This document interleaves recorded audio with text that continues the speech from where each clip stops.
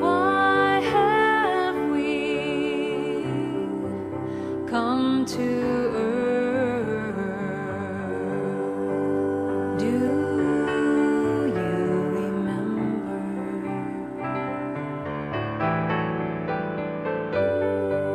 Why have we taken birth? Do you remember? It's all about me? There's only one of us here. There's only one of us, yeah. It's all about me, the infinite me. How's everybody this morning? Good. Me too. So we're going to take a look for the last time at the Emma Curtis Hopkins Scientific Christian Mental Practice book. We've been kind of working our way through different chapters this whole year long and some of the themes from that. And so today we're going to be talking about the way of wisdom, which is the next to last chapter. If you want to read the last chapter, you have to buy the book. It's called The Crown of Glory. And we're not going to focus on it specifically, but kind of this coming season will be about that crown of glory. You know, I was listening to the choir thinking, you know, as I'm hearing these beautiful voices, how beautiful they're going to be at the Christmas Eve service that we have coming up on December 24th. And so I know they're singing. Holly Day is going to be singing. And you mentioned a couple of other, I think there's a couple of other musicians. So, Dalton's going to be singing. So those of you who have not had the privilege of hearing Dalton sing, he's actually a music major back at John F. Kennedy School of Music, I believe, in...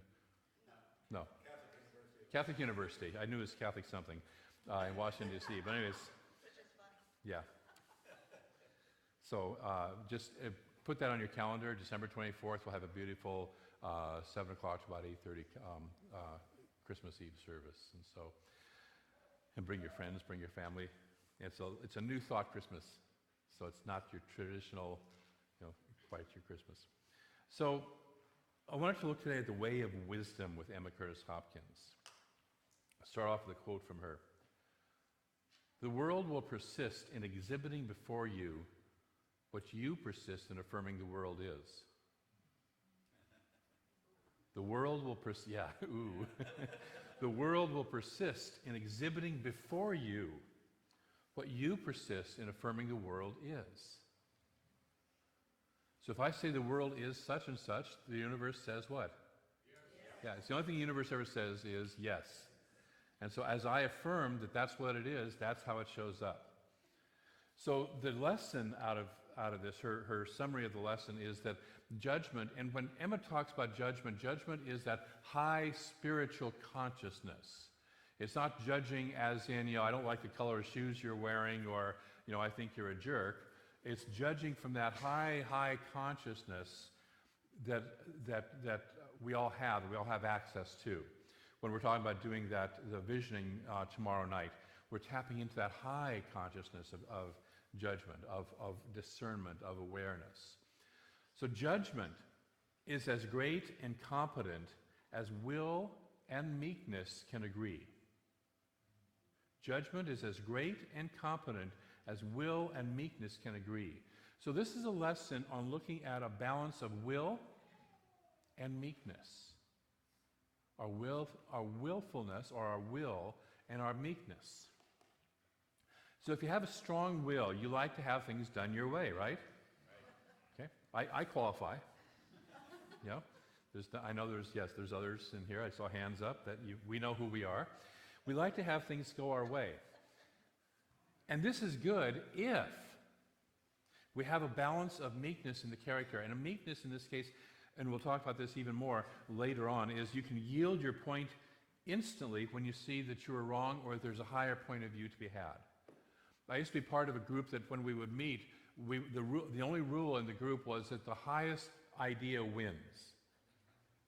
Not the highest ranking person, not the person who's yelling loudest, but the highest spiritual idea, the highest, most quality idea wins in the room, in any discussion. So we were open to, it can come from anybody. It doesn't have to be from the person in charge or the leaders. I remember when Ralph Waldo Emerson was meeting with the group that would become known as the Transcendentalists back in the 1800s. He was meeting with the Alcott family, Louisa May Alcott, and he was meeting with the Nathaniel Hawthorne family and people like that. And they would meet around this table and have these deep discussions. And they were all very highly educated and highly qualified. But Ralph's, Waldo Emerson's, Waldo as they called him actually, handyman wanted to be involved in these discussions. And they said, well, you're not as educated as we are, so you can hang down the hallway and listen in if you want to. That's okay.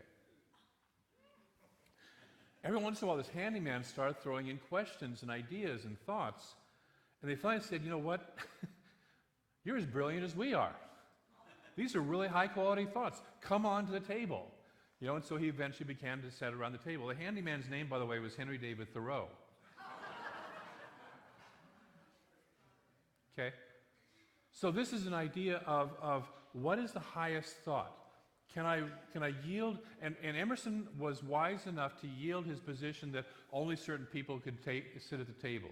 Okay? Took him a little while, but he finally yielded that position. He finally let that in. So can we have a will that is strong enough, and yet we can let go when we need to? That's the balance.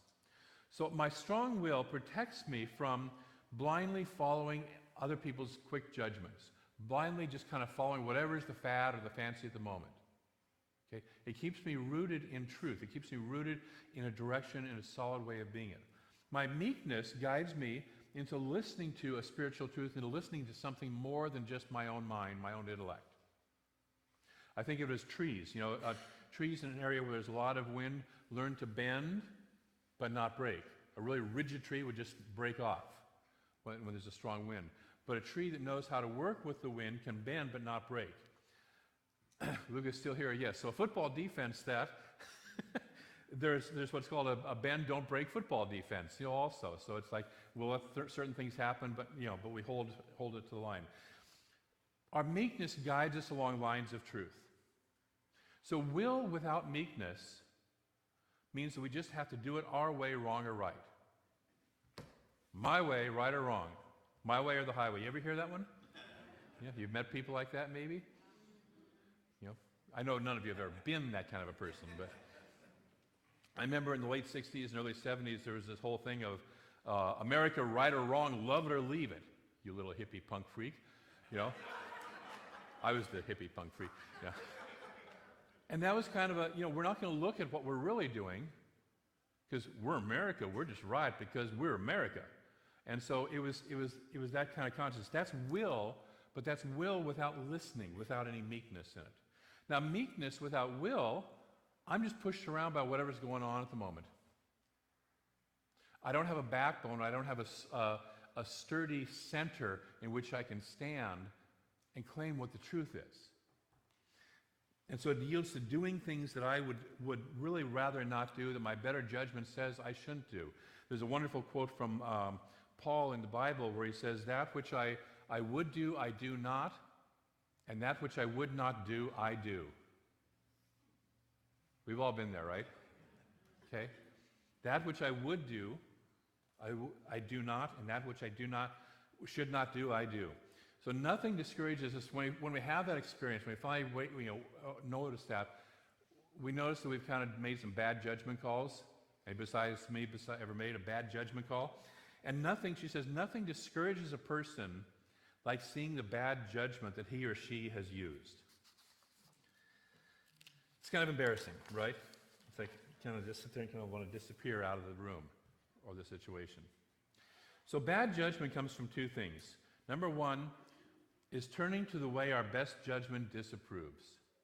I was telling the 9 o'clock service this morning that I really wanted to stay in bed this morning. I mean, I know there was an extra hour of sleep, but I really wanted to stay in bed this morning. But my better judgment said, get up and go to your job.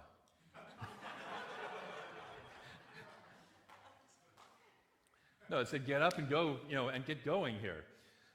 And so when we don't listen to our better judgment, we do things or we don't do things that we know we should have done, and we just ignore that.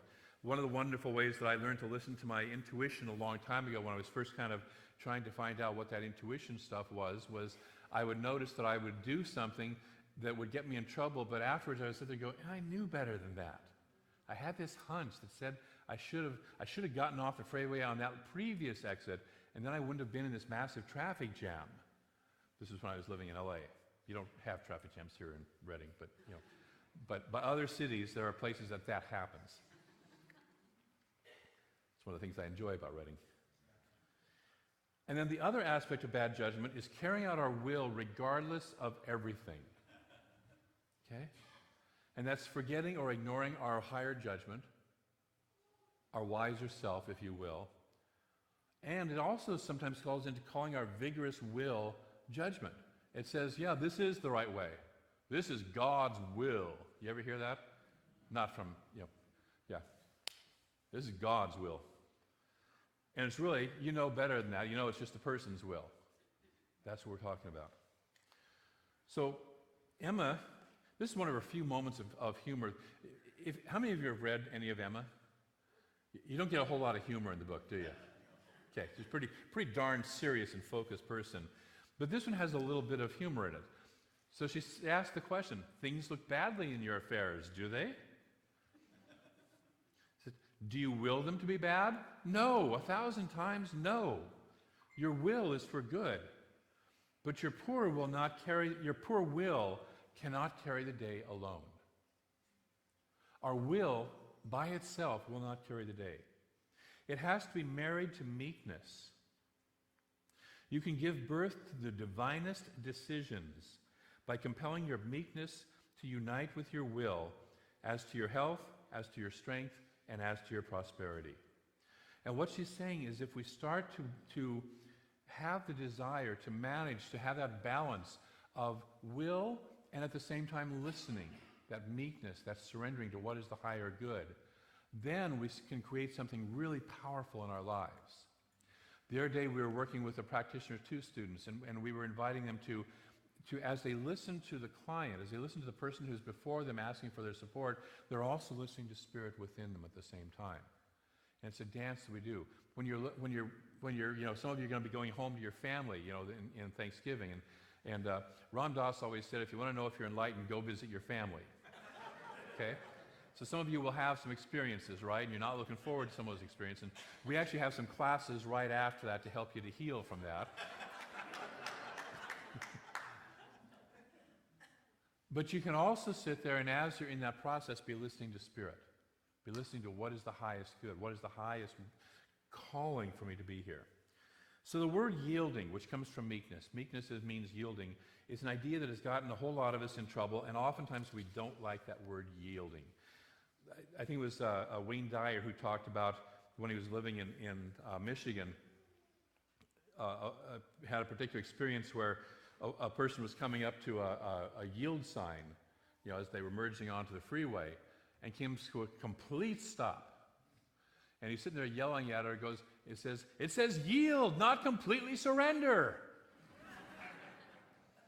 So yield. We have the idea that we have to yield to the suffering of God, right?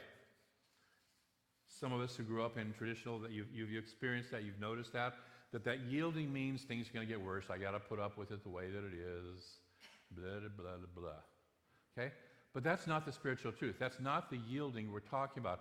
The yielding we're talking about is actually yielding to the highest spiritual truth available. Michael Beckwith likes to say, when I'm yielding, when I'm surrendering, it's to excellence. It's to something higher. It's to something greater than I can even think of for myself. Am I willing to surrender to something greater, to something higher, to something more? Would you be willing to yield to that in your life? Yes. Okay?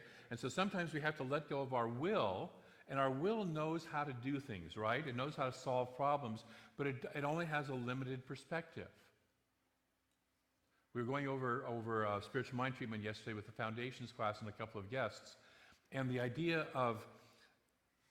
comes up of, we have something we call outlining in religious science, and outlining says, not only am I going to tell the universe what I want, I'm going to tell it how to deliver it. Okay? And that's where we get in trouble, is the how to deliver it, because I don't know how to deliver it. I've moved into houses that I could never have afforded in ways that frankly I could have never figured out. There are fabulous places to live. I've gotten cars that are that way. I've moved into relationships that way in ways that I could have never put it together. And I bet you all have had those same sort of experiences. And when we open up to the Spirit, when we open up to that process, stuff happens in ways that are bigger and greater and more wonderful than anything we can think of, but we have to let go. We have to trust that universe and trust that Spirit. So that's what we're yielding into. We're yielding to something greater, something more wonderful. Unfortunately, when we use the small version of yielding, what we oftentimes yield to is appearances. I get a diagnosis, I yield to the appearance of, oh, you have this diagnosis. I look at my checkbook, I yield to the appearance of my checkbook. Oh, God. Not in a high way of, oh, God, but, that panic way. We yield to our fears, we yield to our false beliefs. We let them run us. And that's where the call is to stand in the will and remember the spiritual truth. One of the things I was telling the group yesterday with the treatment was, it's good to have a mantra sometimes just to keep us when you have those times when it feels like your boat suddenly is about to be capsized. It's good to have something to remember to keep your boat from capsizing. And one of the favorite phrases that I use is, my God is greater than this. God is bigger than this. Okay?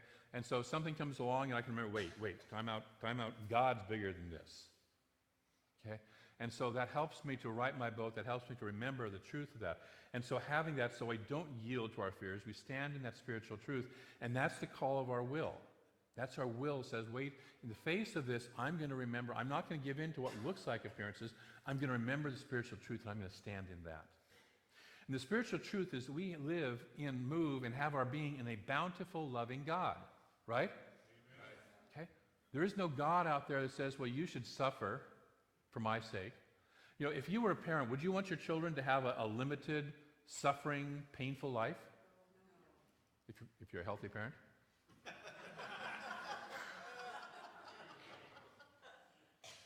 I didn't hear a whole big response from there. Are there some? All right. Me too. We want the best for our kids. How about the infinite presence? Wouldn't it want the best for us? Jesus, when he talks about the prodigal son, this is the son who goes off and messes up pretty badly, right? Finally comes back home, remembers who he is, comes back home. And the dad doesn't sit there and, on the front porch going, well, look who showed up. We got some talking to do. You got some lessons to do. You got to earn your way back into my presence here. No, it says the dad, who's God, right, buys new clothes, grabs a ring, starts a party, starts the barbecue going, and runs down the road to meet the kid and hugs him and kisses him and welcomes him home. Pure love. Nothing else going on here. That's the God of Jesus. That's the God that we talk about. That's the God that we teach. Okay? You're living in that. Take a breath. Breathe that in for a moment. All that stuff, all this stuff that we've held on to. Emma goes on to say that there's also no material remedy for disease. In other words, disease, Albert Einstein would have said the same thing. He said it in this way. He says, you cannot cure or resolve a problem at the level of consciousness that created the problem. Okay? And so the way through disease, she says, is by knowing the spiritual truth. And the spiritual truth is, God is pure, perfect health. I'm one with God, and therefore I am pure, perfect health. Try that on. God is pure, perfect health. I am pure, perfect health. Therefore, my body expresses pure, perfect health.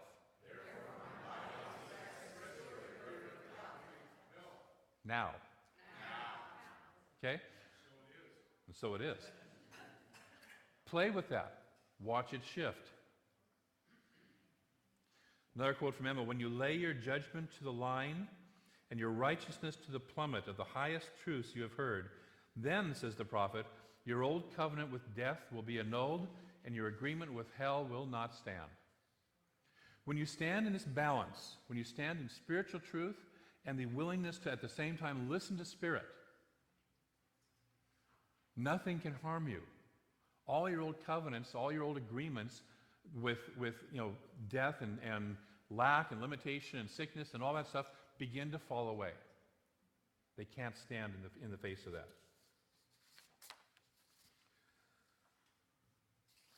She goes on to say we cannot crush out criticism. Dang.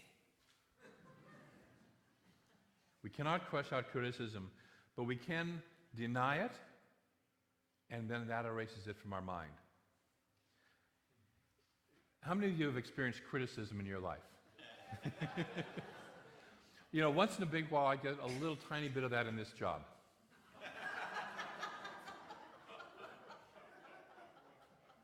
Everybody knows how to run a church and deliver a sermon.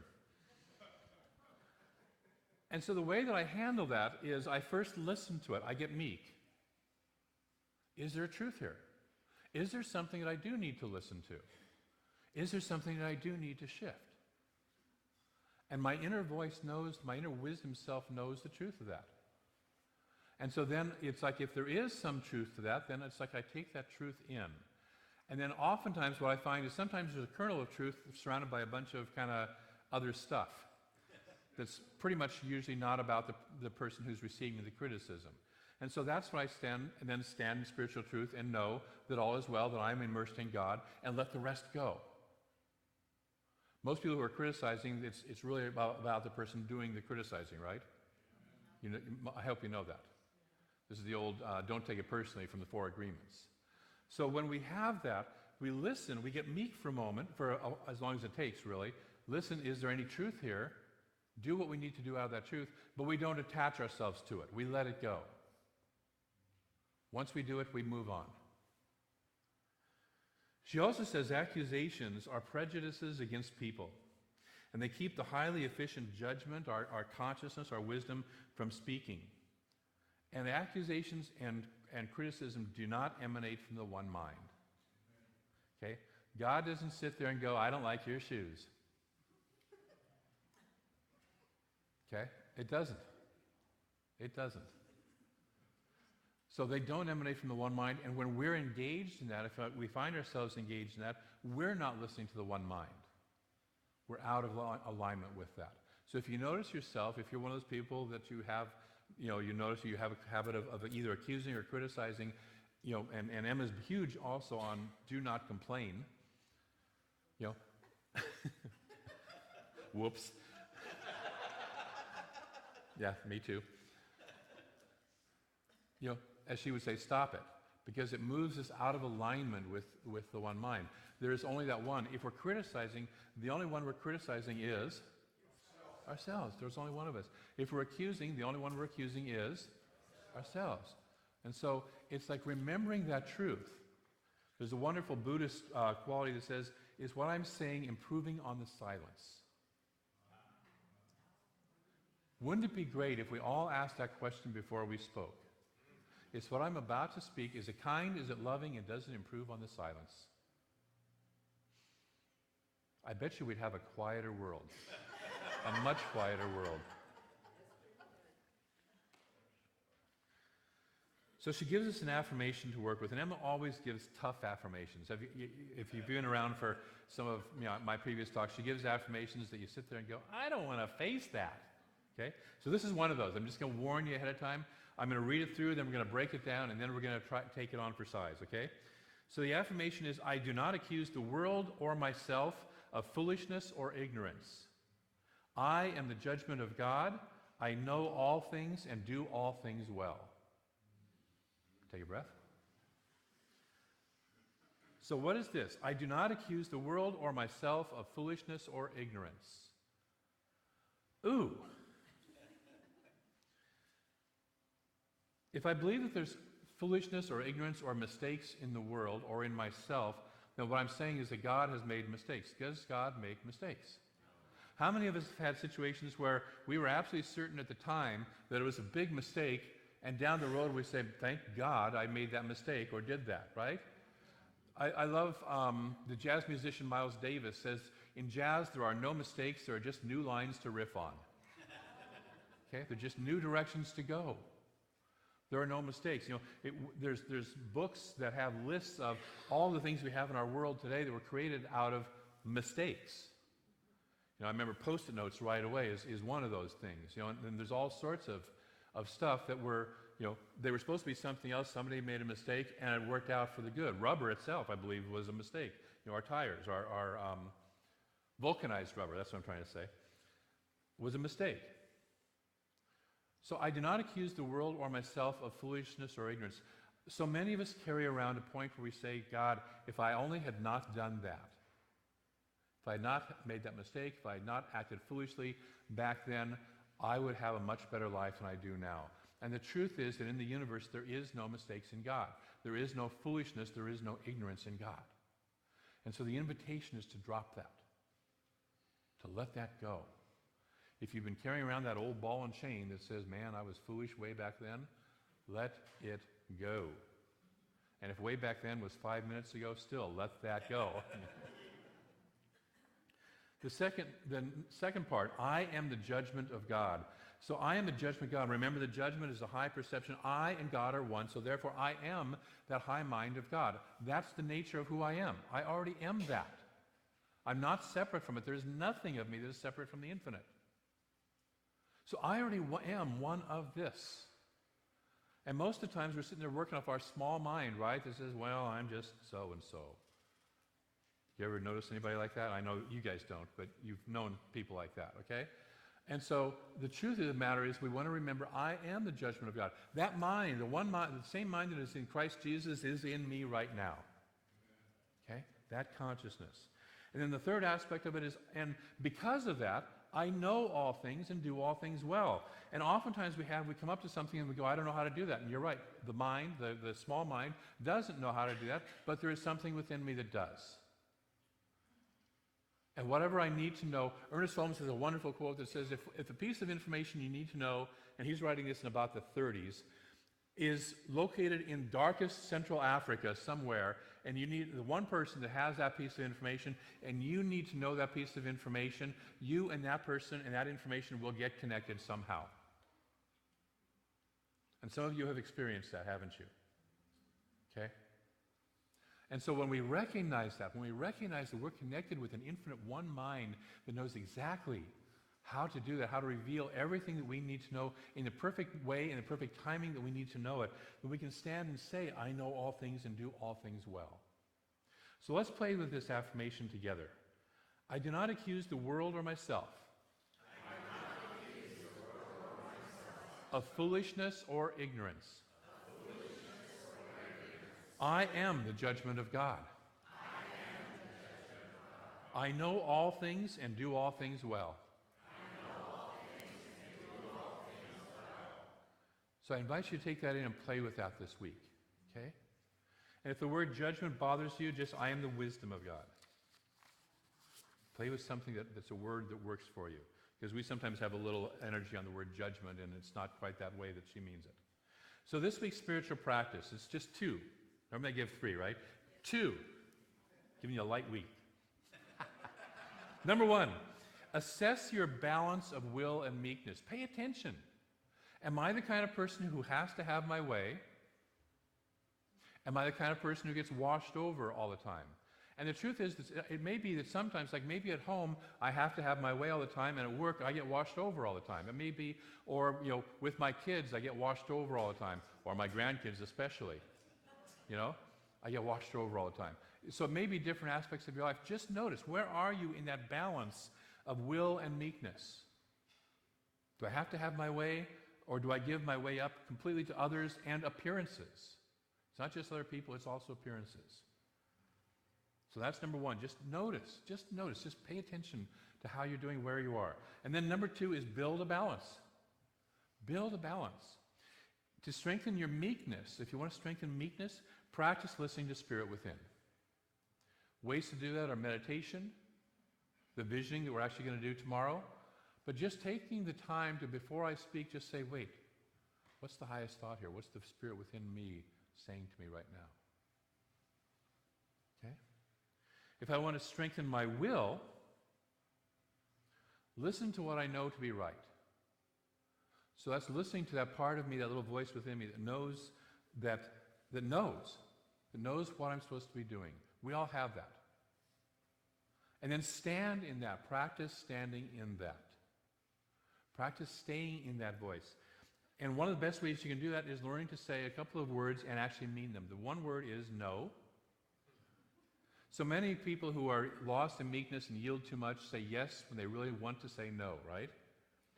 And so it's learning how to say no and mean no.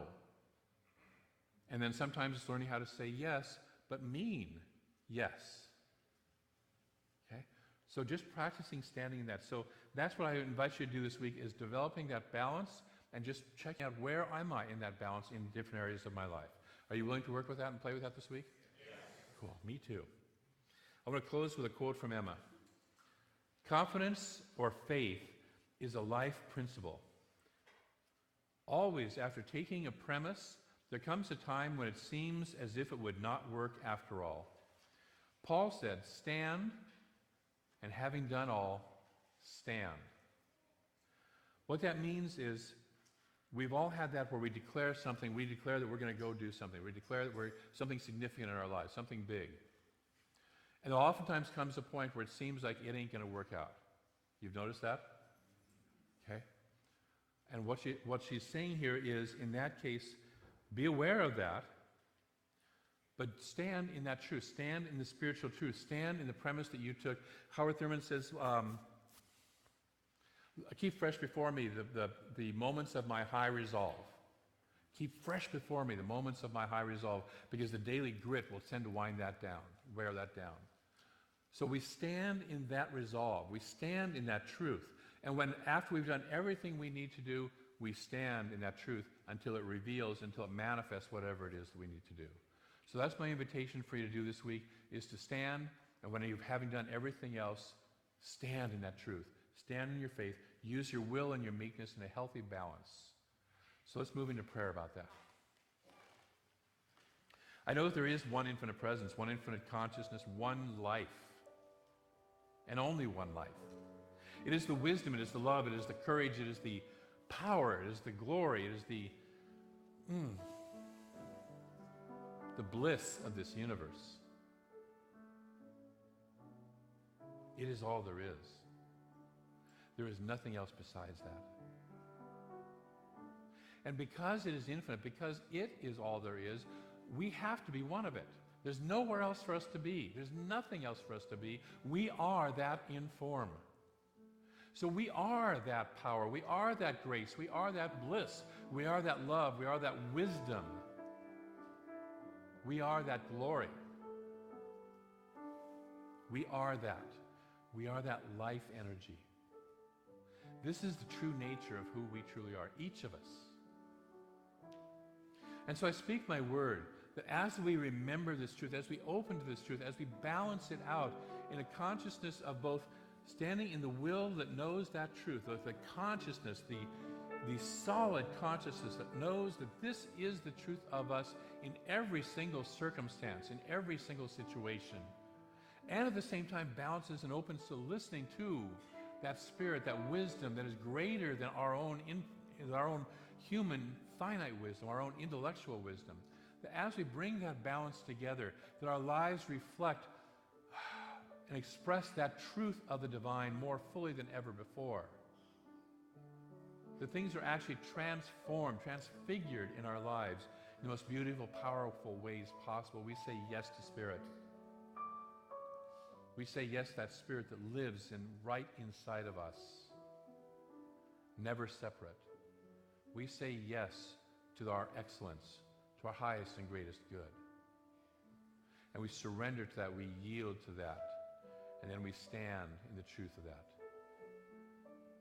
And so for each and every person who says that yes to Spirit, for each and every person who takes this premise and says, this is what I'm going to make the premise of my life and how I choose to operate, I'm ever so grateful, because I know that out of that premise and out of that process, lives are changed. This world shifts. Earth shows up with heaven breaking out all over. That we are that, and we have that power here and now. And so in great gratitude, I release these words into a law that moves them into form and expression, that grows them into the beautiful blossoming and bloom that they are here to grow into, that is already the truth, that is already known in the seed planted. And so we let it be by simply saying, and so it is.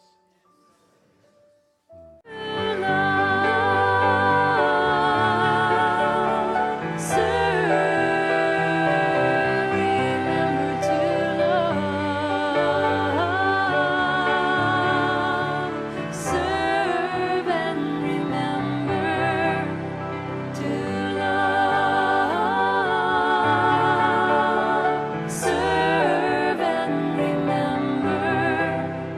to love.